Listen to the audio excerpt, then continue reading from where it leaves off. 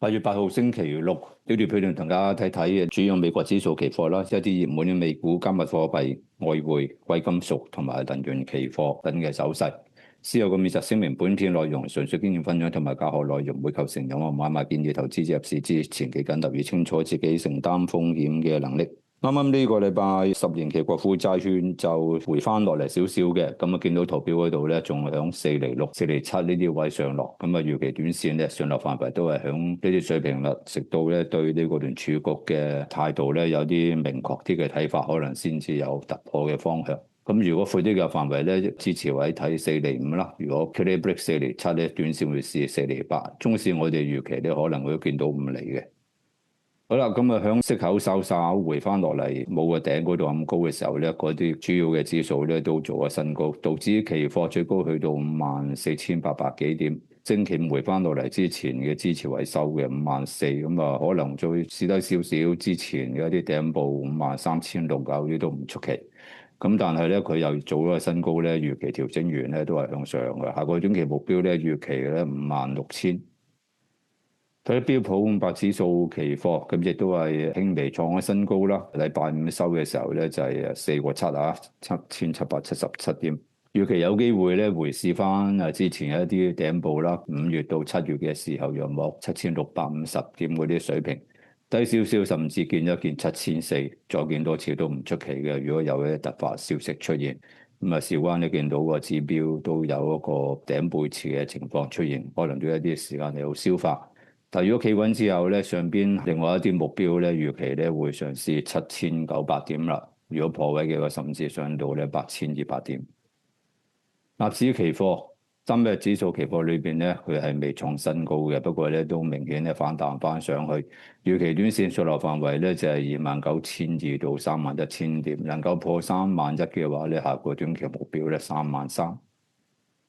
恒生指數期貨上落範圍預期響25,000到26,000，闊啲嘅範圍下邊咧24,000，上邊27,000。蘋果跌口跌咗落嚟之後咧，300蚊呢啲地方企穩翻，咁啊預期短線會響320蚊呢啲位上落，佢會補一補個裂口都唔出奇，響330蚊。大啲嘅上落範圍咧係睇300蚊到340。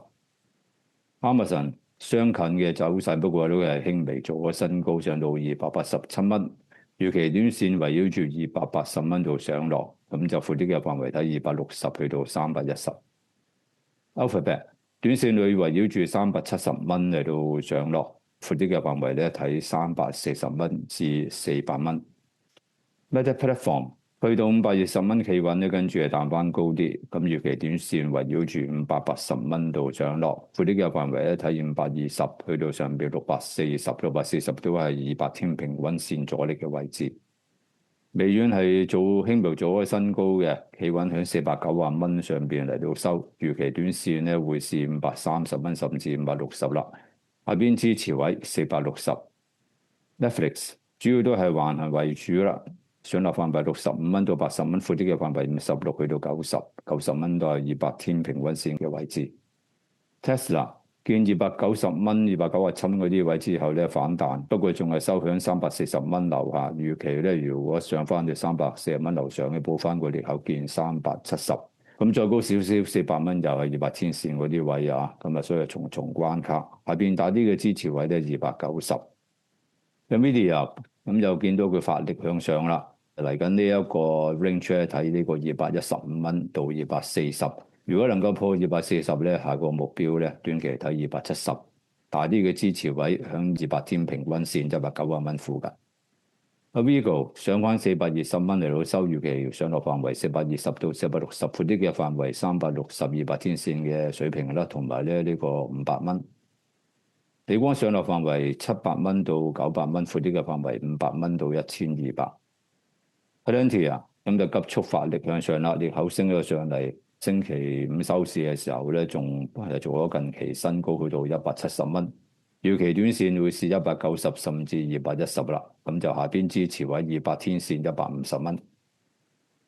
Palo Alto 370蚊有阻力，能夠破到嘅位是400蚊以至440，下邊支持位300蚊。跟住 SanDisk 上落範圍1000蚊到1500蚊，闊啲嘅範圍800蚊到2000蚊。CEG 上落範圍240到280，GEB 上落範圍咧800蚊到1000蚊之間。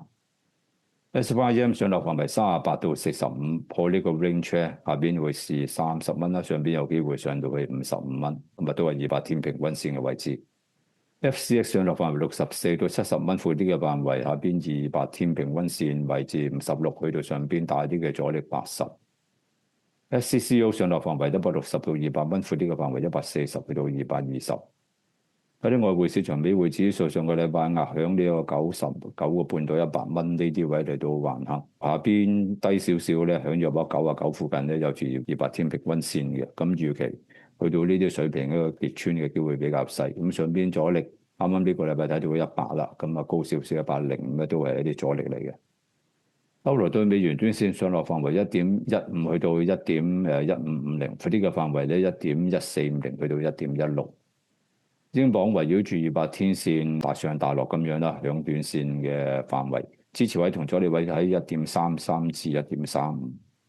美元對瑞士法郎短線會繼續圍繞0.81上落，闊啲嘅範圍0.80到0.82。美元對日元急調整去到155之後咧反彈，短線圍繞住200天線響158蚊度上落，闊啲嘅範圍可以喺154蚊到160蚊。美元對加元禮拜五係有個大陰燭出現咗，預期短線會試約摸200天線1.3850呢啲位置，上邊阻力1.4，如果企穩翻1.4，又要試翻近期一啲高啲嘅位置1.4150。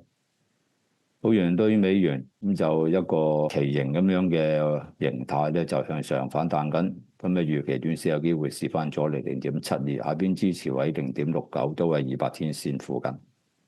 歐元對美元短線上落範圍係0.5860至0.59，闊啲嘅範圍咧0.5820，200天線嘅位置咧到上邊0.6。金價喺息口輕微回調嘅時候咧，佢又向上發力啦，突破咗近期嘅徘徊區頂部4200，收響呢個4370呢啲位置。咁啊200天線見到響呢個4500附近啊，下個禮拜應該都試一試啦。短線喺呢個4200到4500，闊啲嘅範圍4000蚊到4800。白銀又翻去62蚊呢啲水平啦，預期圍繞住呢個價格嚟到橫行先。咁闊啲嘅範圍睇56蚊到70，咁唔排除仲有個機會咧可以試翻50蚊嘅。不過唔好預期咧金價跌幅會跟住落，咁因為之前咧銀係升得癲啲嘅，咁調整癲啲都唔出奇。紐約原油期貨響200蚊附近嚟到徘徊，闊啲嘅範圍喺68蚊到80蚊。布蘭特原油亦都係響200天線附近上落，闊啲嘅範圍喺72蚊到88蚊。Bitcoin 橫向發展嘅上落範圍喺62000到67000。